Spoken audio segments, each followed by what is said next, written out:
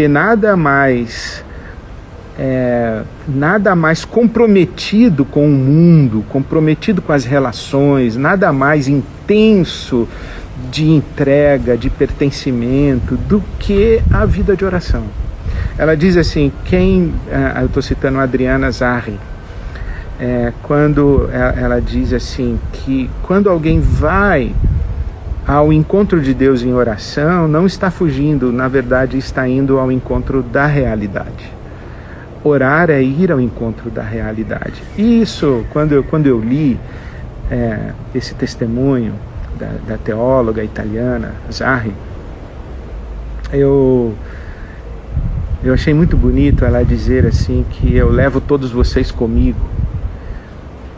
Embora estejamos distantes da convivência, vocês estarão presentes todas as vezes em que eu estiver à mesa com Jesus, na Eucaristia, vocês estarão comigo. Achei lindo isso, que é justamente ir à oração que significa ir à mais profunda, mais concreta e mais real relação. Pelo contrário da fuga, é ir ao mais concreto e ao mais profundo da relação e à intensidade da relação. E aí eu me lembrei de um texto bíblico que sempre me interpelou desde que eu ouvi, e assim como eu gosto de ler os contemplativos, o movimento monástico, essa espiritualidade da tradição cristã mais antiga, eu gosto de ler a mística oriental, você sabe disso. Eu também gosto de ler os rabinos. Os rabinos, eles têm uma habilidade muito especial de interpretar o texto bíblico e de tratar o texto bíblico, né? E esse texto de Números, o livro dos Números, capítulo 1, versículo 1, eu quero dar para você hoje. Diz assim: o Senhor falou a Moisés na tenda do encontro, no deserto do Sinai, no primeiro dia do segundo mês do segundo ano. Olha que interessante, eu estou lendo a Nova Versão Internacional. O Senhor falou a Moisés na tenda do encontro no deserto do Sinai, no primeiro dia do segundo mês do segundo ano. Olha que interessante, olha. Diz o ditado que traduzir é trair. Traduzir é trair. Traduzir é trair porque as palavras elas não conseguem abarcar a totalidade daquilo que se quer expressar. A linguagem ela é limitada, toda linguagem é limitada. Por isso é que os místicos falam que Deus habita no silêncio, que Deus habita na contemplação, que Deus habita no indizível, que Deus é o inominável. Por quê? Porque a linguagem é pequena, não apenas para descrever Deus, mas para descrever a realidade em si. A linguagem ela não consegue expressar a totalidade da profundidade, da complexidade da alma e das dimensões da espiritualidade, né? Nem mesmo, por exemplo, do romance, dos afetos, né?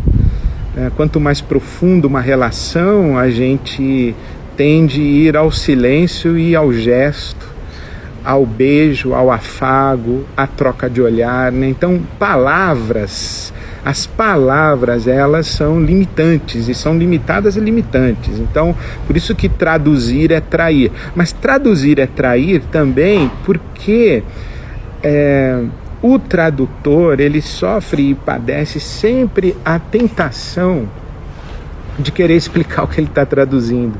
Isto é, ele não traduz apenas, ele organiza e ele explica. Ao traduzir, ele tem a pretensão de inserir na sua tradução aquilo que ele entendeu a partir da sua lógica, a partir da sua cultura, Então, por que eu estou falando isso? Porque esse texto está pessimamente traduzido. Esse texto está pessimamente traduzido porque ele reflete a nossa lógica ocidental. A nossa lógica ocidental é de progresso. E aqui você vê, olha, na tenda do encontro, no deserto do Sinai. A tenda é o pequeno, o deserto é o grande. No primeiro dia do segundo mês do segundo ano. Então o tradutor usou dia, mês e ano. Por quê? Porque no Ocidente a gente organiza a data assim, dia, mês e ano. Só que o texto bíblico não está escrito assim. O texto bíblico está dizendo o seguinte: na tenda do encontro no deserto, no segundo mês e no primeiro dia, Deus falou com Moisés. E os rabinos, por isso que eu falei que eu ia citar os rabinos, né? Os rabinos, eles dizem assim: por que o autor bíblico usou tenda, deserto, menor, maior, e depois usou mês e dia, maior, menor? Porque ele inverteu a ordem. O paralelismo da maneira como geralmente se escreve o texto hebraico deveria ter sido maior, menor, maior, menor, ou menor, maior, menor, maior, que foi o que o autor ocidental ou o tradutor ocidental fez. Pegou tenda, deserto, a tenda é menor que o deserto, o dia é menor que o mês e o mês é menor que o ano, então ele colocou tenda, deserto, dia, mês e ano. Só que o texto bíblico está dizendo o seguinte: tenda, deserto, mês e dia. Os rabinos disseram: tá certo colocar tenda primeiro e deserto segundo, mês primeiro e dia segundo. Por quê? Porque assim como o mês é maior que o dia, a tenda é maior que o deserto. Assim como o mês é maior que o dia, então a ordem é do maior para o menor, a tenda para o deserto não é menor para o maior. A tenda para o deserto também é maior para o menor. Por quê? Porque a tenda é maior que o deserto. O que os rabinos disseram foi o seguinte, a interpretação rabínica, que não é o deserto que contém a tenda, é a tenda que contém o deserto.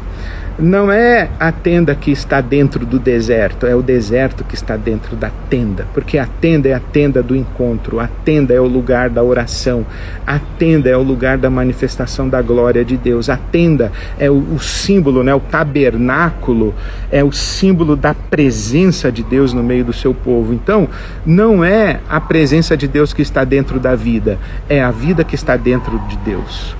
Não é a tenda que está dentro do deserto, é o deserto que está dentro da tenda. Portanto, quando você vai ao lugar da oração com essa compreensão, com esse discernimento, com esse entendimento, você fecha o seu quarto e entra nessa dimensão da contemplação, da oração. Você não fugiu, você não diminuiu, você não se fechou, você não se enclausurou, você não se alienou. Pelo contrário, você foi para a plenitude, você foi para o todo. Quando você vai se colocar diante de Deus, em Deus tudo é e tudo está.